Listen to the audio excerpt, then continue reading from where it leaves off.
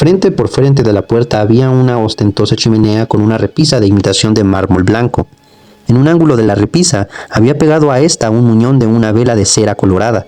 La solitaria ventana se hallaba tan sucia que la luz que dejaba pasar era tenue y difusa, y lo tenía todo de una tonalidad gris apagada, intensificada todavía más por la espesa capa de polvo que recubría toda la habitación.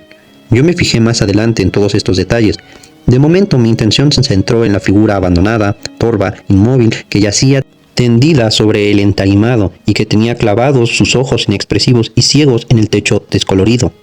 Era la figura de un hombre de unos 43 o 44 años de estatura mediana, 8 de hombros, de pelo negro, ondulado y brillante y barba corta y áspera. Vestía levita y chaleco grueso popelín de lana, pantalones de color claro y cuello de camisa y puños inmaculados. Un sombrero de copa, bien cepillado y alisado. Veíase en el suelo, junto al cadáver. Tenía los puños cerrados y los brazos abiertos, en tanto que sus miembros inferiores estaban trabados el uno con el otro, como indicando que los forcejeos de su agonía habían sido dolorosos. Su rostro rígido tenía impresa una expresión de horror y, según me pareció, de odio. Una expresión como yo no he visto jamás en un rostro humano. Esta contorsión terrible y maligna de las facciones, unida a lo estrecho de su frente, su nariz achatada y su mandíbula de un marcado prognatismo, imprimían al muerto un aspecto singularmente parecido al de un mono, y su postura torcida y forzada aumentaba todavía más esa impresión. Yo he visto la muerte en muchas formas, pero nunca se me presentó con un aspecto más tenebroso que en aquella habitación, oscura y siniestra, que daba a una de las principales arterias de un suburbio londinense. Lestrade, tan flaco y parecido a un hurón como siempre, se hallaba en pie junto al umbral y nos dio la bienvenida a mi compañero y a mí. «Señor, este caso armará revuelo», fue su comentario. «Deja atrás a cuanto yo he visto ahora y yo no soy un novato». «No hay clave alguna», dijo Gregson. «Absolutamente ninguna», canturreó Lestrade. Sherlock Holmes se acercó al cadáver, se arrodilló y lo examinó con gran atención. «¿Están ustedes seguros de que no tiene ninguna herida?», preguntó, apuntando con el dedo hacia las muchas manchas y salpicaduras de sangre que había a su alrededor. «Terminantemente seguros», exclamaron ambos detectives. «Pues entonces esta sangre es la de otro individuo, quizá el asesino, si se ha cometido, en efecto, un asesinato. Esto me trae a la memoria las circunstancias de que estuvo rodeada la muerte de Van Jansen de Utrecht, ocurrida el año 34. ¿Recuerda usted el caso, Gregson?» «No, señor». «Pues léalo, debería usted leerlo. Nada hay nuevo bajo el sol, todo ha sido ya hecho antes». Mientras hablaba, sus ágiles dedos volaban de aquí para allá, por todas partes, palpando, presionando, desabrochando, examinando, en tanto que sus ojos conservaban la misma expresión de lejanía de la que he hablado ya. Tan veloz fue el experimento, que difícilmente podría uno adivinar la minuciosidad con que había sido llevado a cabo. Para terminar, oliscó los labios del muerto, y después echó una ojeada a las suelas de sus botas de charol. «¿Nadie lo había movido de cómo está?», preguntó. «Tan solo aquello que se requiere para el examen que nosotros hemos hecho. Puede ya llevarlo al depósito del cadáver», dijo. «No hay nada más que averiguar». Gregson tenía a mano unas parihuelas y 4 hombres. Acudieron a su llamado y alzaron y se llevaron al desconocido. Al levantarlo se oyó el tintineo de un anillo que cayó y rodó por el suelo. Lestrade, que se apoderó de él y se quedó mirándolo, lleno de confusión. «Aquí ha estado una mujer», exclamó. «Este es un anillo de boda de una mujer». Mientras hablaba, nos lo enseñaba en la palma de su mano. Todos nos agrupamos en torno suyo con la mirada fija en el anillo. No cabía la menor duda de que aquel aro de oro liso había servido de adorno al dedo de una novia. «Esto complica la tarea», dijo Gregson, «y bien sabe Dios que ya tenía bastantes complicaciones». «¿Está usted seguro de que no la simplifica?», hizo notar Holmes. «Nada se averigua con quedarse mirando el anillo». «¿Qué es lo que hallaron en los bolsillos del muerto?». «Lo tenemos todo aquí», dijo Gregson, apuntando con el índice de un revoltillo de objetos extendidos en uno de los últimos escalones del arranque de la escalera: un reloj de oro número 97.170 y 3 procediente de Barrut de Londres, una cadena albertina de oro muy pesada y maciza, anillo de oro con el emblema masónico, alfiler de oro, la cabeza de un bulldog con rubíes por ojos, tarjetero de piel de Rusia contenido tarjetas de No J. Drever de Cleveland que corresponden a las iniciales EJD de la ropa interior. No hay monedero, pero sí dinero suelto hasta la suma de 7 libras 13 chelines, edición de bolsillo de Decameron de Boccaccio, con el nombre de Joseph Stangerson de la Guarda. 2 cartas, la una dirigida a E.J. Drever y la otra a Joseph Stangerson. ¿Y a qué dirección?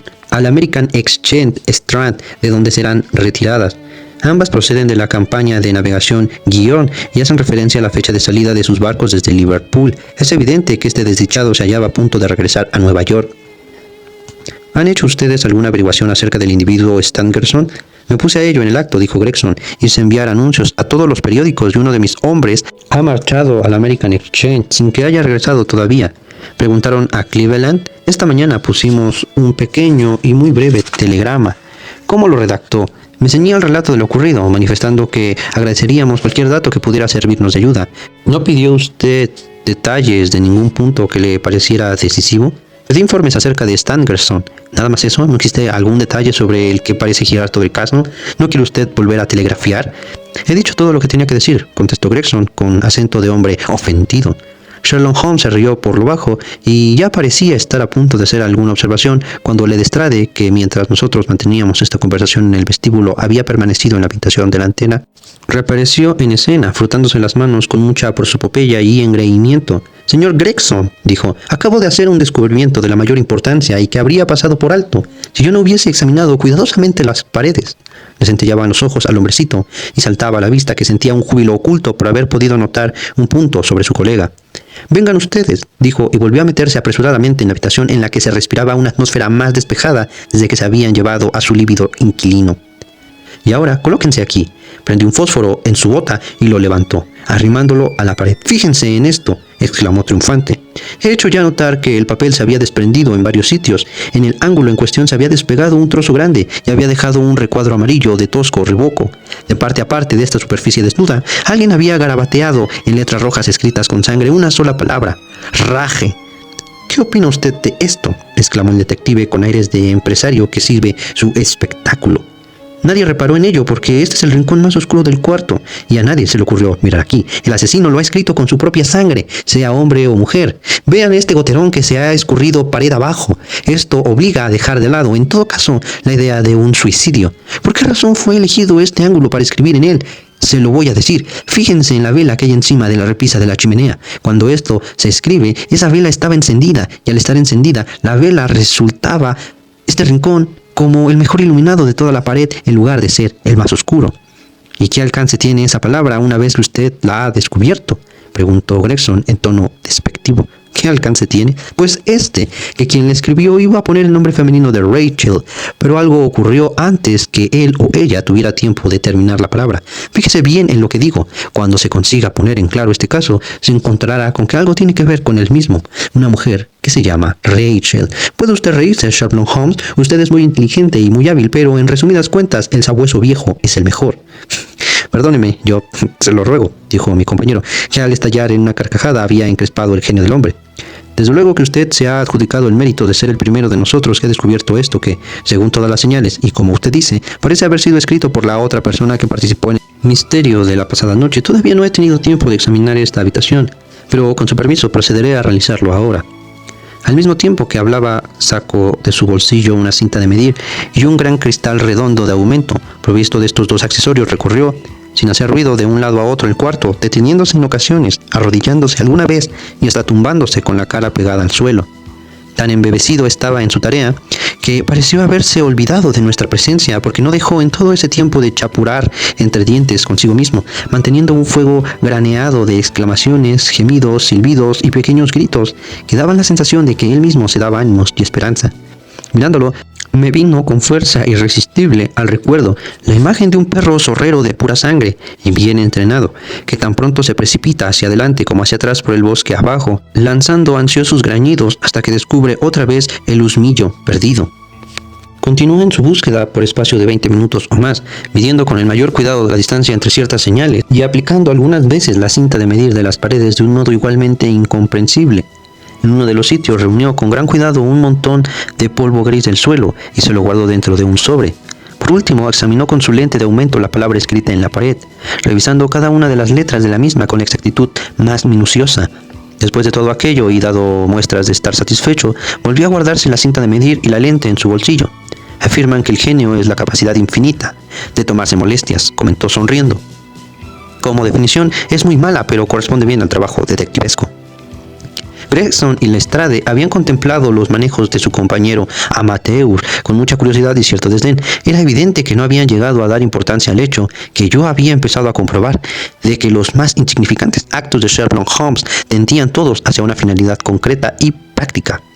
¿Qué opinión se ha formado usted, señor?, le preguntaron los dos a una.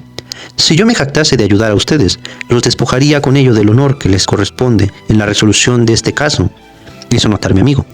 Lo llevan ustedes hasta ahora tan perfectamente que sería una pena que interviniese nadie más. Y al decir esto, el tono de su voz rezumbaba sarcástica. Si ustedes quieren tenerme al corriente de la marcha de sus investigaciones, yo me sentiré muy dichoso de proporcionarles toda la ayuda que esté en mis manos, continuó. Por el momento desearía hablar con el guardia que descubrió el cadáver. ¿Pueden ustedes darme su nombre y dirección? Lestrade buscó en su cuaderno y dijo: John Rance, en este momento no está de servicio. Lo encontrará usted en el número 46, Outlet Court, Kennington Park Gate. Holmes anotó la dirección y dijo: venga conmigo, doctor, iremos allí y daremos con él. Voy a decirles algo que quizá les sirva de ayuda en este caso, prosiguió, volviéndose hacia los dos detectives. Aquí se ha cometido un asesinato. Y el asesino fue un hombre. Ese hombre tenía más de 6 pies de estatura. Es joven, de pies pequeños para lo alto que es. Calzaba botas toscas de puntera cuadrada y fumaba un cigarrillo de Trichinopoli. Y llegó a este lugar con su víctima en un coche de 4 ruedas, del que tiraba un caballo calzado con 3 herraduras viejas y una nueva en su pata derecha delantera. Hay grandes posibilidades de que el asesino fuese un hombre de cara rubicunda y de que tenía notablemente largas las uñas de los dedos de su mano derecha. Se trata únicamente de algunos datos, pero quizás les sean útiles a ustedes. Lestrade y Gregson se miraron el uno al otro con sonrisa de incredulidad. Si este hombre fue asesinado, ¿cómo se realizó el hecho?, preguntó el primero. Lo envenenaron, contestó Sherlock Holmes concisamente, y echó a andar. Otra cosa más, Lestrade, agregó dando media vuelta al llegar a la puerta. Rache es una palabra alemana que equivale a castigo, de modo pues que no pierda tiempo buscando a la señorita Rachel. Con este disparo, al estilo de los partos, se alejó, dejando a los dos rivales a sus espaldas con la boca abierta. Capítulo 4. Lo que John Rance tenía que decir. Era la 1 cuando abandonamos el número 3 de los jardines de Lauriston.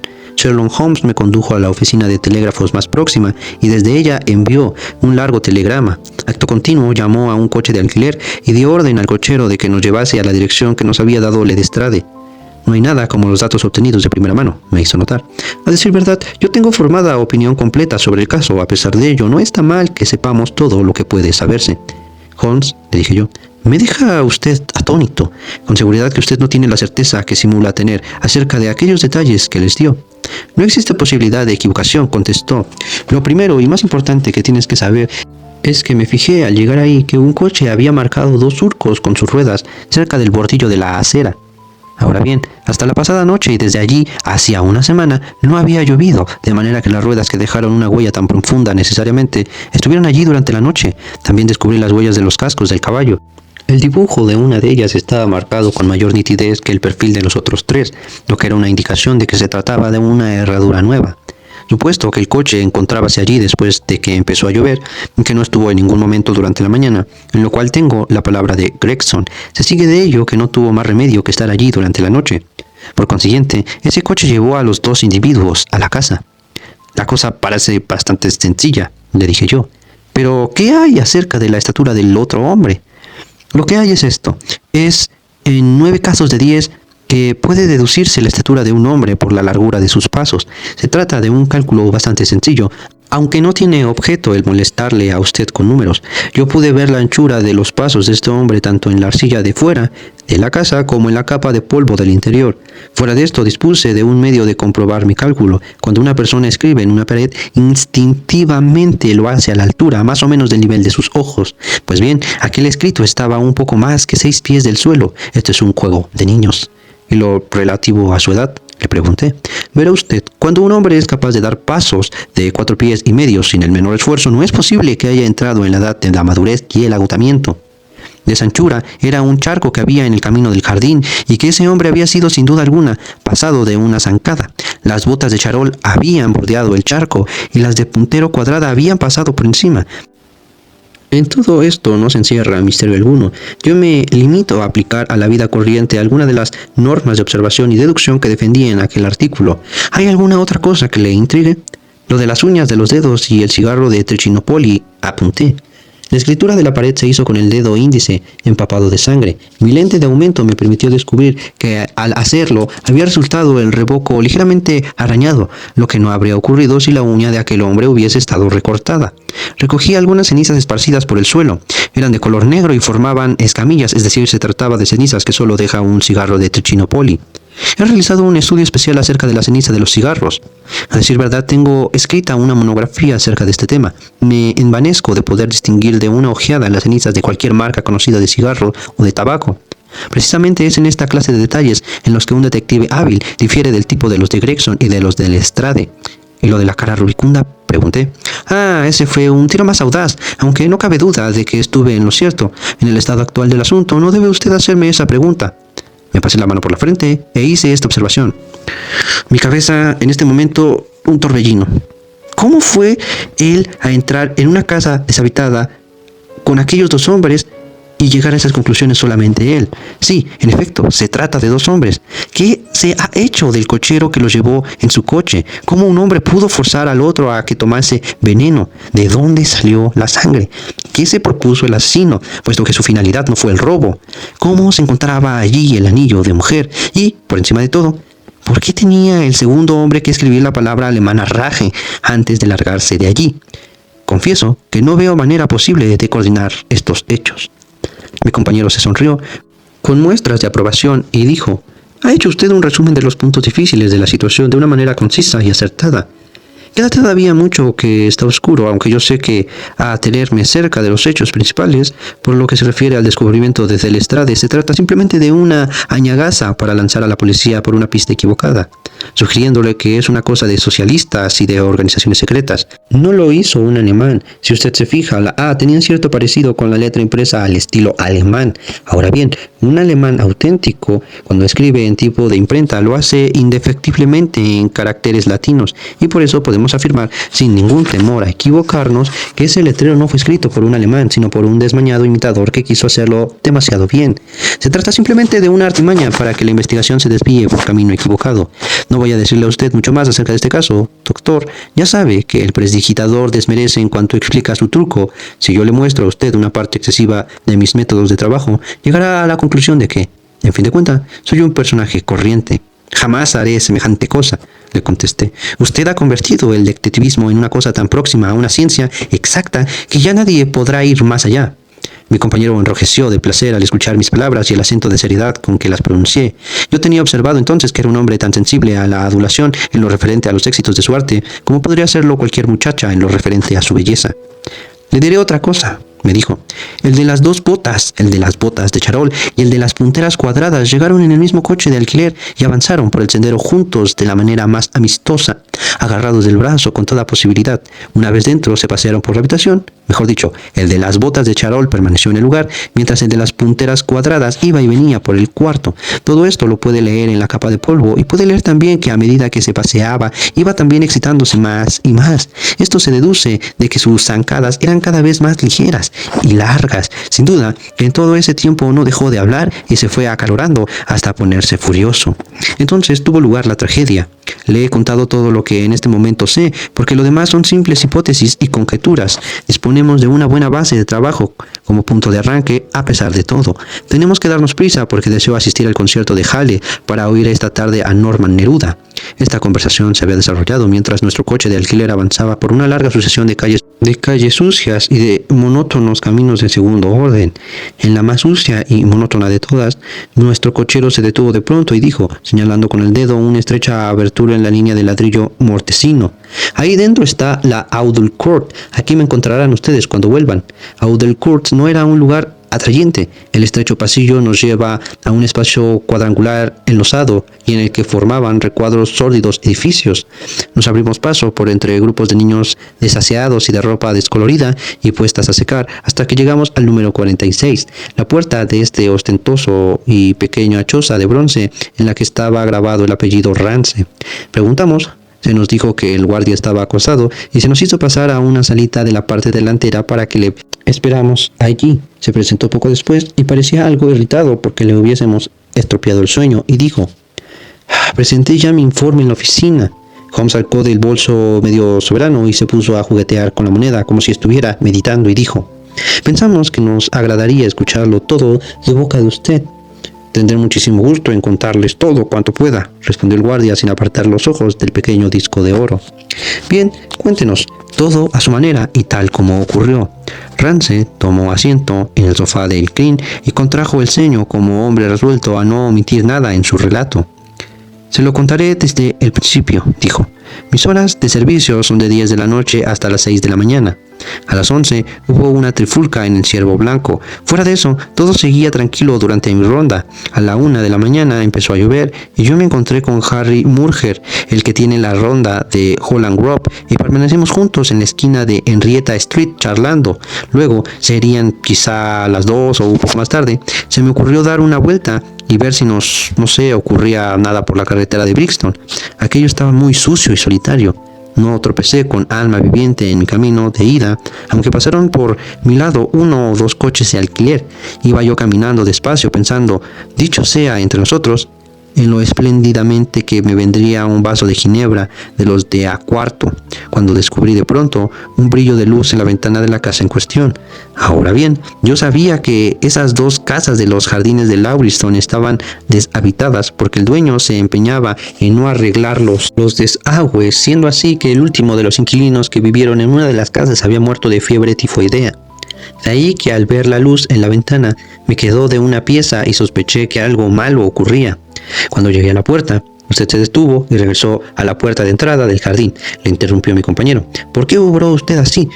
Rance sufrió un violento sobresalto. Se quedó mirando fijamente a Sherlock Holmes con expresión de máximo asombro en sus facciones. Pues sí, señor, eso es verdad, dijo. Dios solo sabe cómo se ha enterado usted de semejante cosa. Pues verá, cuando llegué a la puerta de la casa se hallaba todo tan en silencio y en tal soledad que pensé que no vendría mal que alguien me acompañase. A mí no me asusta nada de lo de acá, de la tumba, pero pensé que quizá el inquilino que murió de tifoidea pudiera andar realizando una inspección en los desagües que había causado su muerte. Me dio como un vuelco de corazón ante semejante idea y retrocedí hasta la puerta del jardín por si distinguía desde allí la linterna de Murger, pero no se veía por allí ni a él ni a nadie. ¿No andaba nadie por la calle?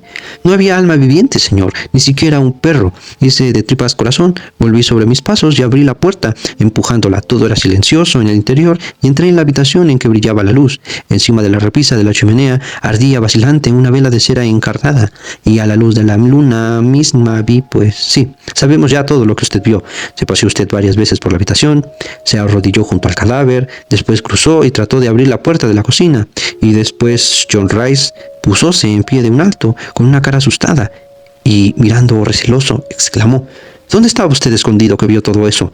Me está pareciendo que usted sabe muchas más cosas de las que debería. Holmes se echó a reír y tiró su tarjeta al guarda desde el otro lado de la mesa, diciendo: No vaya usted a detenerme por el asesinato. Soy uno de los sabuesos y no el lobo. El señor Gregson y el señor Lestrade responderán de ello. Prosiga, pues, ¿qué hizo usted luego? Rance volvió a sentarse sin perder, sin embargo, su expresión de azaramiento. Retrocedí hasta la puerta del jardín y hice sonar mi silbato. Esto trajo hasta allí a Murger y a 2 más. ¿Y no había entonces nadie más en la calle? Le diré, no había nadie que pudiera servir para algo. ¿Qué quiere decir con eso?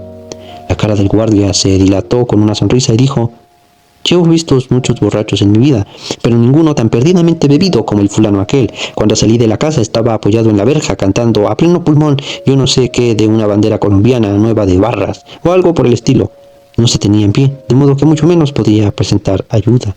¿Cómo era ese individuo?, preguntó Sherlock Holmes. Esta digresión pareció irritar algo a John Rice y dijo: era un tipo de borracho fuera de lo corriente, y si no hubiéramos estado tan ocupados, a estas horas se encontraría en la comisaría. Pero su cara, su ropa, ¿no se fijó usted en eso?, le interrumpió Holmes con impaciencia. ¿Cómo no iba a fijarme? Si tuve que sostenerlo para que no se cayese. Sí, lo sostuvimos entre Murger y yo. Era un individuo alto, de cara rubicunda, con la parte inferior de la misma embosada en... No hace falta más, exclamó Holmes. ¿Y qué se hizo de él? Tenía trabajo suficiente sin preocuparme de él, contestó el guardia con voz apesadumbrada. Apostaría a que supo llegar perfectamente a su casa. ¿Cómo iba vestido? Con un gabán color marrón. ¿Empuñaba en la mano un látigo? ¿Un látigo? Pues no. Debió venir sin él, masculló mi compañero. ¿Y después de eso? ¿No vio ni oyó pasar un coche de alquiler? No. Aquí tiene usted, medio soberano, dijo mi compañero poniéndose en pie y agarrando el sombrero. Me temo, Rance, que no ascienda usted nunca en el cuerpo a que pertenece. Esa cabeza suya debería servirle para algo útil y no solo de adorno. Anoche pudo ganarse los galones de sargento. El hombre que usted tuvo entre sus manos tiene toda la clave para este misterio.